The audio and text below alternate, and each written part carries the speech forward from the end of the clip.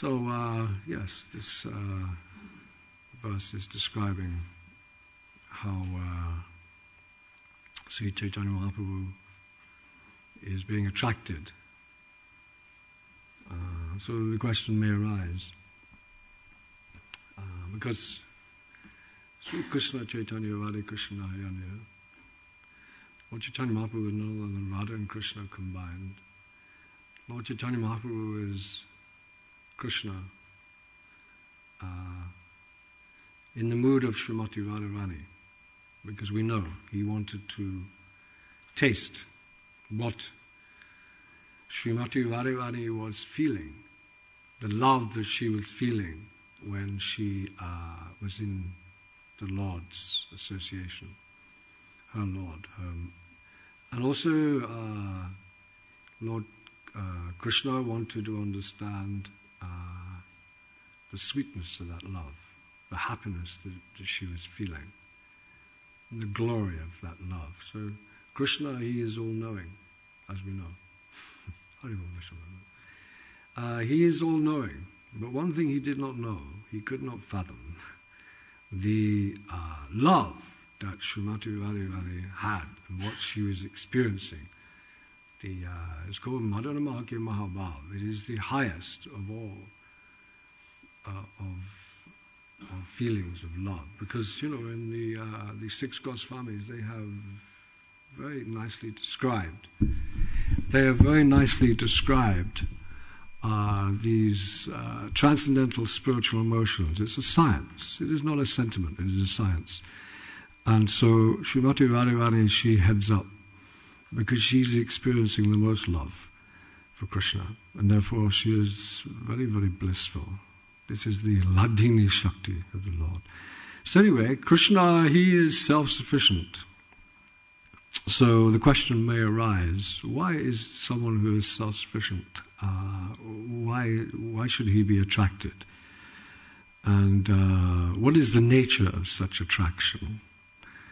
And what is the particular attraction that makes the Lord enthusiastic to accept devotional service? What is the nature of such service? So this is the something that we could think about, and I've looked at some verses in this point. This is an important point because Krishna is self-sufficient. Why would he want to? He does not need anything, yet he has got this attraction to his devotees. What is it that his devotees have that he is wanting to relish? This is the question. So Sri Chaitanya Mahaprabhu, he comes to taste and to relish the service rendered by Srimati Radharani. Like we were saying, she's experiencing the highest of all the bhavas. And he comes to relish, and he becomes ecstatic, and he then wants to distribute. Krishna is Rasaraj. He is the master of the king of relishing different rasas. So this is Rasaraj. This is Krishna. This is his whole business, actually, in the spiritual realm, to exchange love with his devotees. And that's what everyone's looking for. In the material world, people are trying to look for that same thing, but they're looking for it in a perverted way. So we will be discussing a little later how the Hladini Shakti, the very energy that attracts Krishna, when it is covered, or it is then that same attraction for Krishna that we have, we become attracted to the glamour of the material world. We become very attracted to the material world. We're thinking we can experience some rasa there with our wives and our family and our friends. And everyone's at it in the material world, they're convinced. But it's a foolish attempt, because they'll never be satisfied.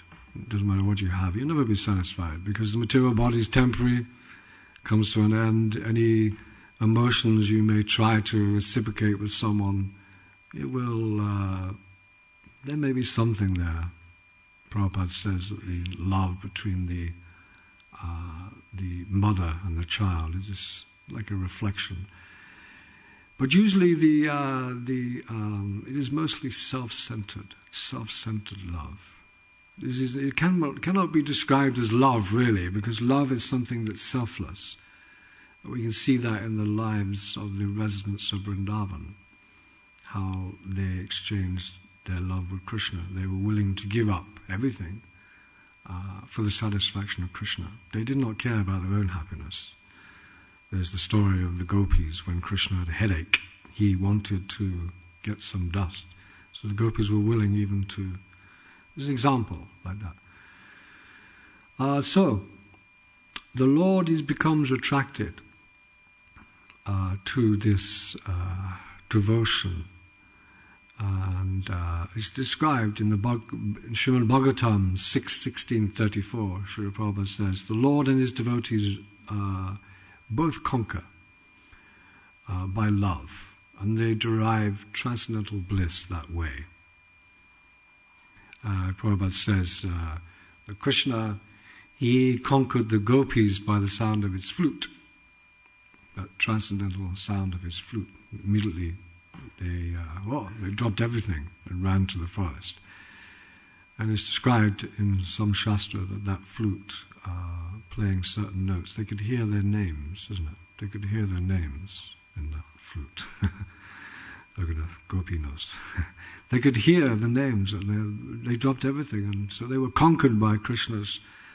And also Krishna, he could not be happy without seeing the gopis and being in their association. So they were both conquered by love.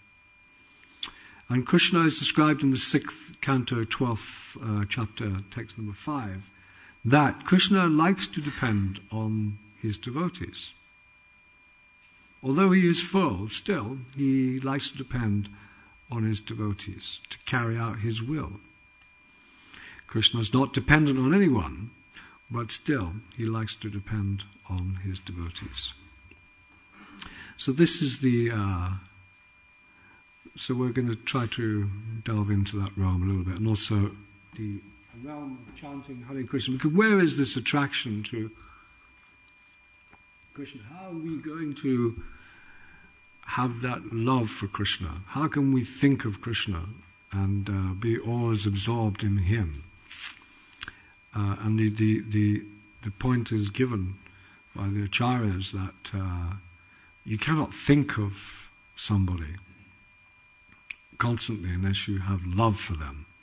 So although it says, Mamana bhavanat bhakta majaji, think of me, become my devotee, Krishna says in Bhagavad Gita. But he did not give practical example how to do that. He said it, but he did not give example. Therefore, Chaitanya Mahaprabhu has come.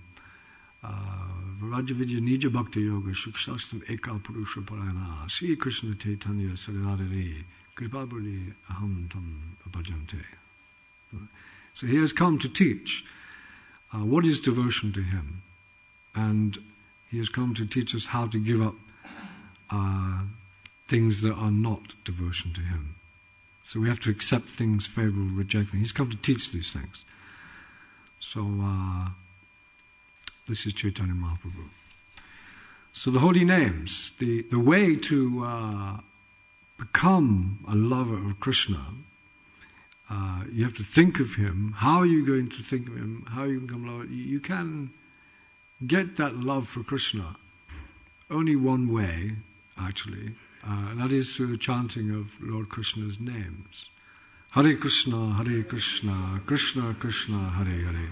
Hare Ram, Ram Ram. This chanting of Hare Krishna mantra, this is the ways, and it is the beginning and the end. Sadhana Sajya. It is the beginning and the end, the means and the end. So, this is described, Nama Chintamani Krishnas Chaitanya Vas Vigraha Punya Sura Nitya Bhaktam Natmanamano. Nama Chintamani Krishnas, Chaitanya Vasviga. Chaitanya Vasviga is full of mellows, full of transcendental mellows. So these transcendental sound vibrations are so powerful that they can immediately disseminate all material desires. They can immediately finish. Everything is finished if one who takes to the chanting of Hare Krishna. It's a fact, and there's many examples. I'm going to read some examples of that. One very amazing example which I read, which I'm going to bring out. So this is the power of Krishna's name. So if you want to think of Krishna, you must learn to love him, and you can learn to love him through the chanting of Hare Krishna, Krishna Krishna, Hare Hare, Hare Ram, Hare Ram, Ram Ram.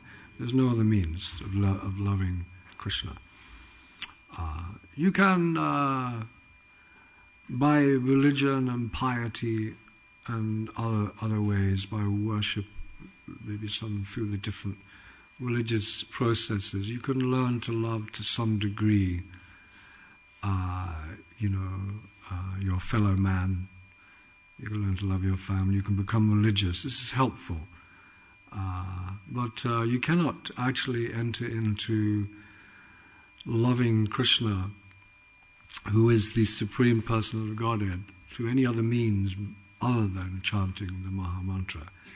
Because Namo Mahavadhanaya Krishna Prema Padade Krishna Eka Chaitanya Namne, the Lord Chaitanya Mahaprabhu has come to give what no one else has ever given, which is that Madhurya Ras, that all these mellows are revealed through this chanting.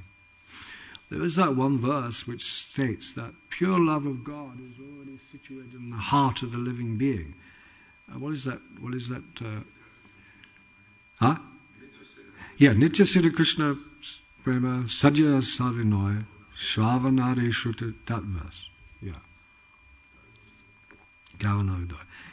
But the thing is, the two things seem to be contradictory, because on one hand it says that the love of God is situated already in your heart. You just need to, on the other hand, Chaitanya Mahaprabhu has come to give something which has never been given. So what is the... So, yes, there's a question of revelation, and other parts are there where it's described that the Hladini Shakti, it is by Krishna's mercy he bestows that. This is in Chaitanya Charitamrita. I shall read later. The Hladini Shakti of the Lord is bestowed upon the living being, by which he can enjoy the transcendental mellows of love of God, and by which Krishna is attracted to. So on one hand we have a verse that says that it is already there, and another verse says this is bestowed. So this holy name is capable of bestowing the highest of all mellows, and it is capable of revealing the transcendental realm of Vrindavan, where Krishna is enjoying with his friends. And all the relationships that Krishna is enjoying in Vrindavan are all based on pure love. There is no oral reverence there. This is what Chaitanya Mahaprabhu has come to give. This is the Krishna consciousness movement. This is what is expected all devotees of Chaitanya Mahaprabhu to understand these points and to try to enter into and relish them. And therefore Prabhupada says that Chintamani prakara sablasu kalpaviksha laksha avateshu surabi avi palyantam lakshmi sahastra sata sambalama sevimanam govinamari pusham. He says you should enter into that prayer as a regular daily meditation. It's a very deep thing. So, Prabhupada has given everything. Everything is there. Our acharyas reveal everything that we need to know. It's just a question of us trying to enter into and relish. But trouble with me and maybe other conditioned souls, we're too interested in other topics. We want to know about what the politicians are doing and what this is doing, what that's doing. We have taste for that, isn't it? We'd much rather hear about that stuff then, well, this is our misfortune. Not, this is me. You guys, I know you, or some of you are relishing these things. But yes, for sure, you are. But this is our disease. So we need to chant Hare Krishna, pray to Krishna. Let me become attracted to this topic, because I am diseased. As our Acharya, Srila Bhaktivinoda Thakur, has said, "Oh Gopinath, Lord of the Gopis, please see my request. I'm a wicked materialist, always addicted to worldly desires. No good qualities do I possess." This is that Gopinath prayers are so nice, where Srila Bhaktivinoda Thakur is taking the part, showing us how we are, conditioned. And this is because we got this body. This body is going to want to try to enjoy. This is our disease. So we have to separate ourselves from this body. The whole process of yoga is separate yourself from your body. That is done through some Astanga Yoga try to do that. The Jnanis try to do that. The mystic yogis may try to do that. And the bhaktis, they also try to do that. But their process is the best way, because through the process of jnana, it's very difficult. You cannot intellectually separate yourself from your body. Impossible. You can try, and Prabhupada said, yes, these Mayavadis, you go to Rishikesh, you see them every morning early coming down for their bath with their pots and it's to be admired, their great austerity. But Prabhupada said in some places that these Mayavadis, they think they're liberated, but actually they're not. They are secretly in the modes of nature. Because when they see the form of a beautiful woman, immediately their minds will contemplate the objects of the senses. But when a devotee sees the form of a beautiful woman, what does he think? He's thinking, Krishna, he is the supreme enjoyer of the Gopi. He's the greatest of all lovers. Let me bring this young lady to Krishna to me. This is how. So you can Krishnaize. So this is how the devotees. And by the chanting of Hare Krishna, Krishna Krishna, Hare Hare, this purification of the mind, all these material desires disappear. Krishna has said such things. From Vatanam Svalakata Krishna, Punya Savana Kirtanan, Hridyantostu Abadani Vuruniti. This verse is there as well. By hearing and chanting regularly about Krishna, those who are sincere, who are, honest. What's that verse say? Those who are, by regularly chanting I think it says something about the honest devotee, who is sincere. Then, if you look at that verse. So, there's different names of Krishna, primary, and I'm going to get into some technical stuff here. Krishna has primary names and secondary names. Names that relate to this creation, such as the creator, the controller, the maintainer, the Paramatma. These are called secondary names because they are related to the material world. They are called guna, secondary names. And although the fruit is extremely great by glorifying these names, it does not easily yield a transcendental result, a pure transcendental result. It does not easily yield. And you can see some of the Christians, some other philosophers, they may glorify God as the creator, the controller, the maintainer, and in great awe and reverence they make advancement in their spiritual lives, but they do not easily yield a transcendental result in the sense of them understanding Krishna, the Supreme Personality of Godhead, and entering into loving relationship with Him. So the names that are present in the material and spiritual worlds, they are called primary names, such as Narayan, Vasudev, Janardana, Rishikesh, Hari, Achyuta, Govinda, Gopal, Ram. These names can dance on the tongue of those who are fortunate. So these are, that's therefore, Hari Haraya Nama Krishna, Yadavaya Namaha, Yadavaya Madhava. We chant that. These are all pure transcendental names of Krishna which can enact our attraction to Krishna, the personality of Godhead.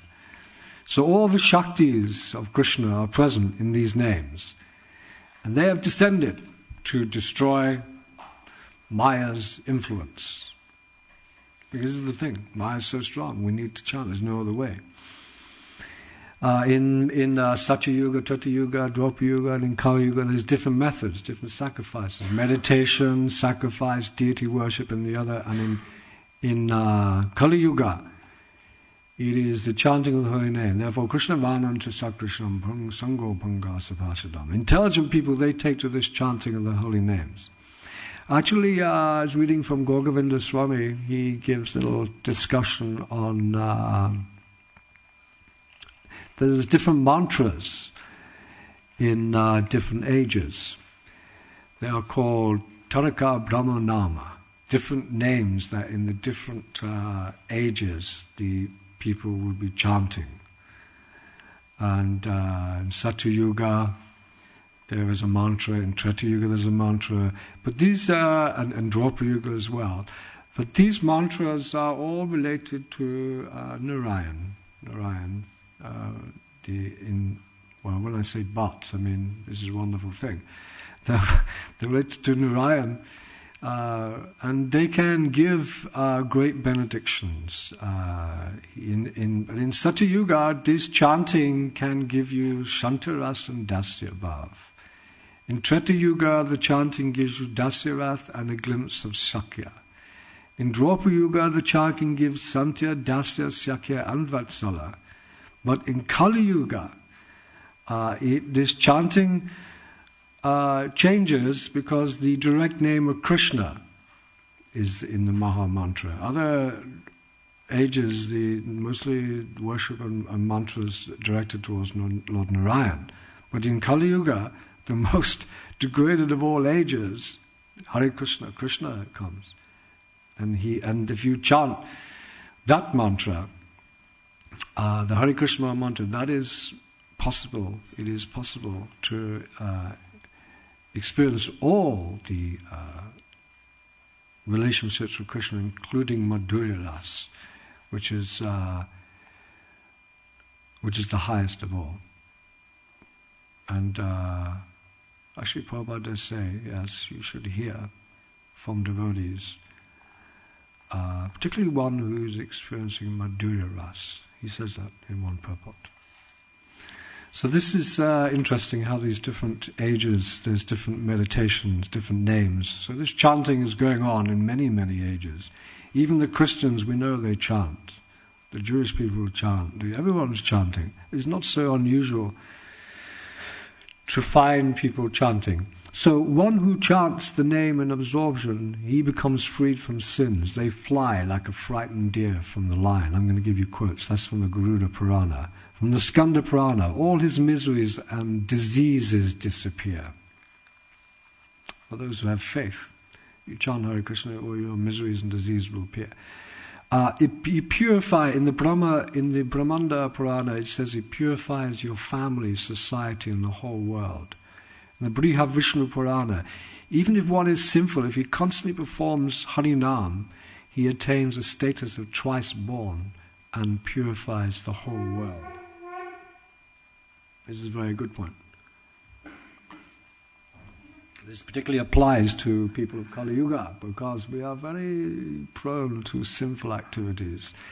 But if we constantly perform, we can attain the status of twice born. We can become Brahminical in the mode of pure goodness, and even go beyond goodness to Vasudeva state, the pure state, where we are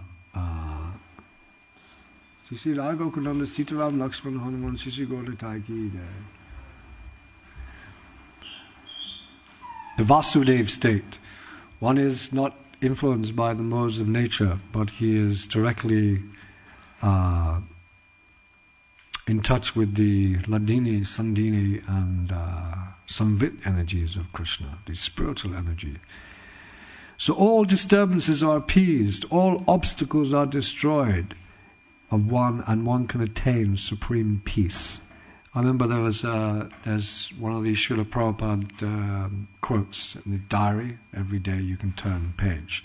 And one page Prabhupada wrote to one of his disciples. And he said, I can kick out all obstacles. There's nothing that can get in the way of us obtaining pure Krishna consciousness. Nothing. We might think sometimes, no, how can we do that? I come from this family and that family, I have this conditioning, that conditioning. I don't have very much intelligence, I can't really study the Shastra that well, I can't do this now. You know, we might think that we can't attain these things, but actually the fact is, Prabhupada said, all obstacles can be kicked out. Even our obstacles of our mind, our mad mind, because the mind is mad. Therefore, lust, anger, greed, envy, madness, illusion. Our minds are mad. They're always trying to allure us into the material energy. And you'll find our minds, due to so many attempts in previous lives, all kinds of things are coming up in the minds. It's mad mind. But even that is no obstacle, because Krishna enters into it and he can control. Actually, in the Gopinath prayers, Srila Bhaktivinoda Thakur, he says like that please subdue my mind and bring me to your lotus feet. This is the thing. What can we do? What sadhana can we do? We can try to do some sadhana, but what sadhana can we really do? Therefore, we need the mercy of Krishna. That's a fact. So Kali can cause no impediment for a moment for those who perform constant kirtan. Even the residents of hell, if they chant Harinam, they can achieve Hari Bhakti and enter into the divine abode. Chanting Harinam destroys the results of all pious and impious activities. Perhaps somebody doesn't want to have their pious activities destroyed. Perhaps they want to enjoy the result of their previous piety. They can have much wealth, they can have beautiful women. If you have nice wealth and a nice submissive wife, this is a result of your previous good quality, this is a result. Money, nice wife, everything. But this is somebody might think, no, I won't chant Hare Krishna because I'm liking this too much. Otherwise Krishna may take that away. So your pious and impious activity are taken away. Why? Because you become aloof from them. Because when you experience the internal Krishna consciousness, then there is no, you are kind of here, but not here, if you know what I mean. You're doing your duties. Therefore, Krishna Prabhupada says, whatever duties, whatever service you may want to perform, do so. But at the same time, one should always inwardly think of the residents of Vrindavan. Krishna, the gopis, the cowherd boys, Mother Yashoda, the trees, the animals, all these things. This is what Prabhupada said. And this is what Lord Chaitanya Mahaprabhu has taught Sanatana Goswami. So, Harinam is more glorious and beneficial than the study of the Vedas in the Skanda Purana as it describes. So Harinam is so powerful. It is more glorious and beneficial than the study of the Vedas. There is no need to study the Rig, Sama and Yagya Veda. Simply perform constant kirtan of Govinda. 24 hours. Shravanam Kirtan of Vishnu, 24 hours a day. Chant Hare. If you do constant kirtan, that is what's required.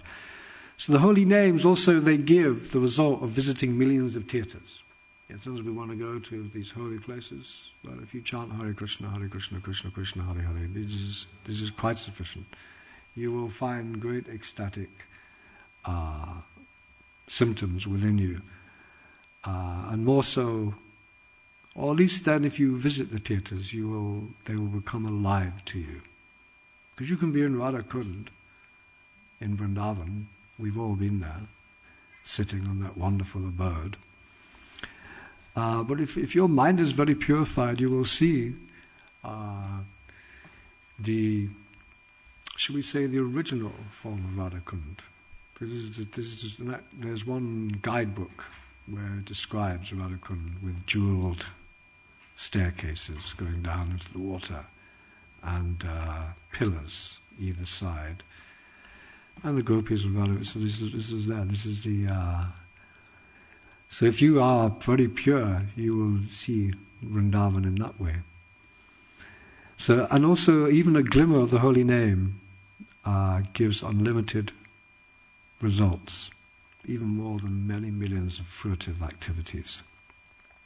And we know that the holy name can conquer the 6 senses and the 6 enemies.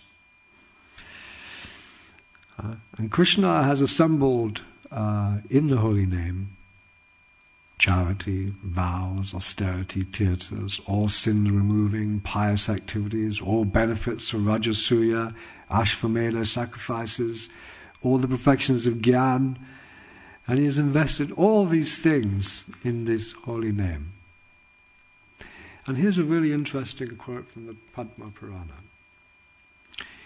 Those who simply perform kirtan may do so because they have no other means of support. They may be absorbed in sense enjoyment. They may be troublesome to others.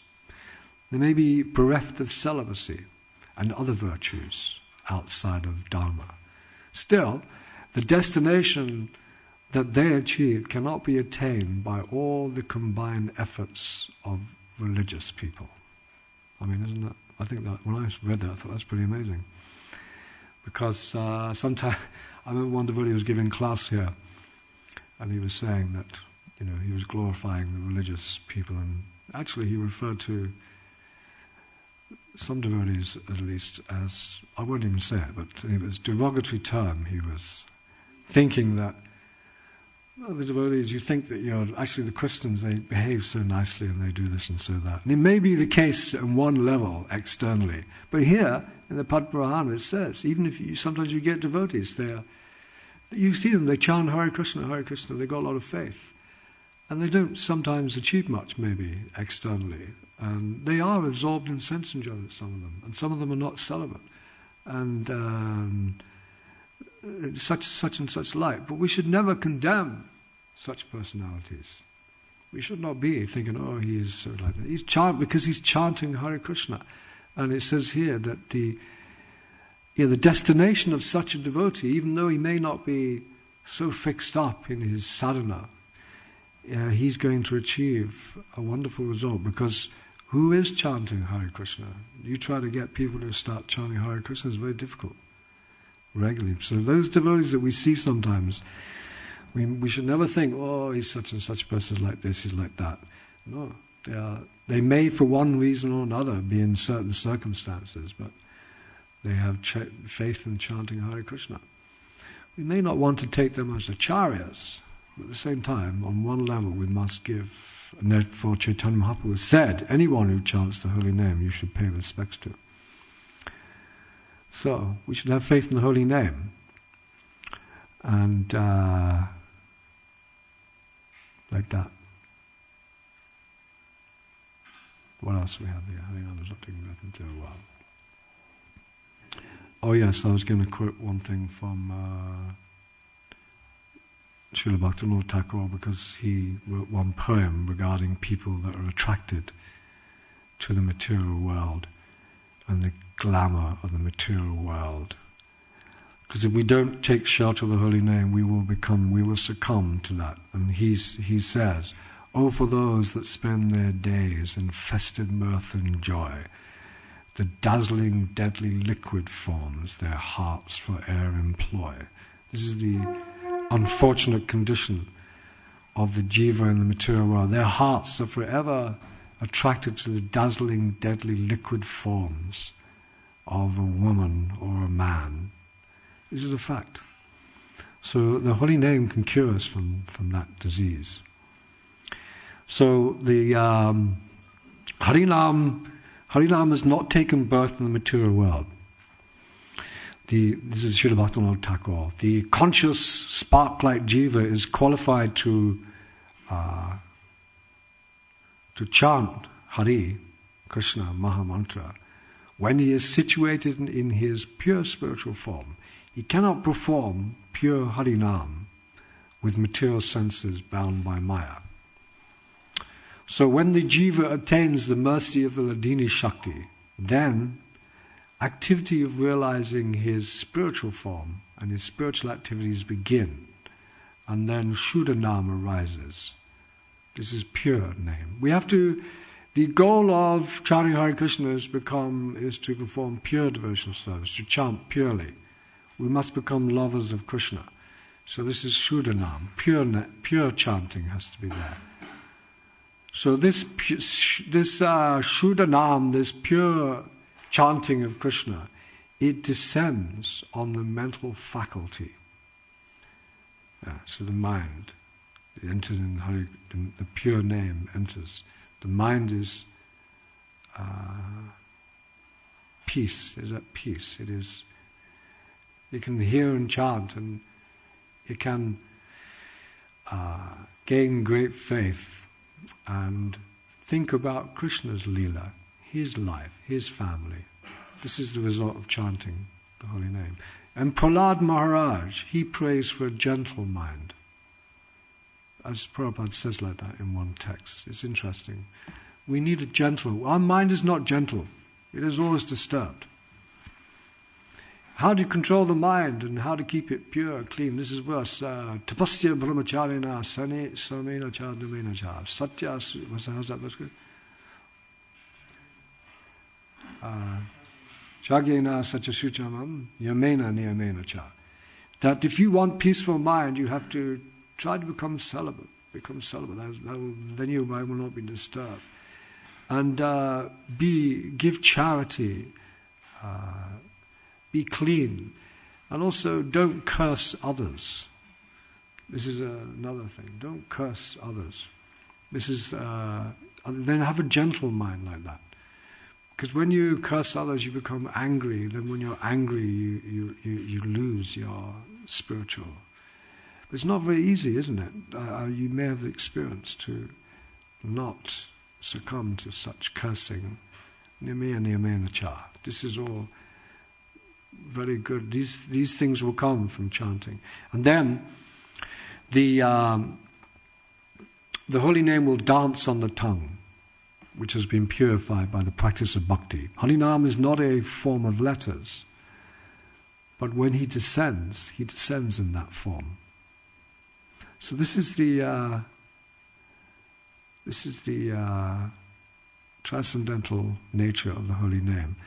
And it is in the Adi Leela, chapter 4, text number 59 and 60, Srimati Radharani, she is the transformation of Krishna's love. She is his internal energy, Hladini. That Hladini energy gives pleasure and nourishes his devotees. So this is what Krishna is attracted to. So if the devotee purifies his existence and engages in pure devotion, Krishna is very attracted to such things. Other activities, if it's mixed, it is beneficial. And it is called Bhakti Mukhi Sukriti. It is Sukriti, it is very good pious activities. Therefore Prabhupada said, I am engaging all my disciples in these wonderful pious activities, which will bring one to the point of transcendental consciousness where we're Krishna. So by these activities one rises to the mode of goodness and pure goodness. Therefore Brahmabhuta Pasanatmana Sochatina Kangsasi Samasavishubhutesu Mad Bhaktim Labate. So that devotional service begins from that platform, pure devotional service, when we realize we are spiritual, when we're no longer hankering and lamenting. That is the beginning of devotional service. We have to finish soon. Rupa Goswami, he says, I do not know how much nectar is in these two syllables, Krishna. When holy name is chanted, it appears to dance within the mouth. Then we desire many mouths. And then, when we hear, we desire many ears to hear. So this is Rupa Goswami has said like that. And Chaitanya Mahaprabhu was amazed by Rupa Goswami's realization. He was struck with wonder. Srila Prabhupada says in the 4th canto, 2476, that as far as devotional service is concerned, hearing and chanting is as good as acting with our body, mind and senses. Actually, hearing and chanting are activities of the senses. And he says also in the 5th canto, As a matter of principle, devotees should read, speak, or hear Srimad Bhagavatam 24 hours persistently. One should either hear Bhagavatam or chant Hare Krishna and try to understand the characteristics and instructions of the Lord. So these things are being described by Srila Prabhupada. So we must become great lovers of Krishna, and we must enter into deeply the affairs of Krishna consciousness. Prabhupada wanted that. We should not just be running around arranging things, but we should be understanding why we're arranging these things. Both things have to be there. And Prabhupada was in that mood. He was very expert in doing all these wonderful management things, but he was also very expert in hearing and chanting about Krishna, and he was relishing Krishna consciousness. And therefore, sometimes when things did not go so well externally, he was never disturbed. He simply chanted Hare Krishna. As in Shruti Kirti was telling in his book like that sometimes, because a lot of things didn't go the way that Srila Prabhupada planned. So he never became disturbed, just, Hare Krishna, just chanting. Detached spirit, like that. Okay, I think we have to finish here because I have more, but perhaps another time. Thank you very much. Any questions, comments, or...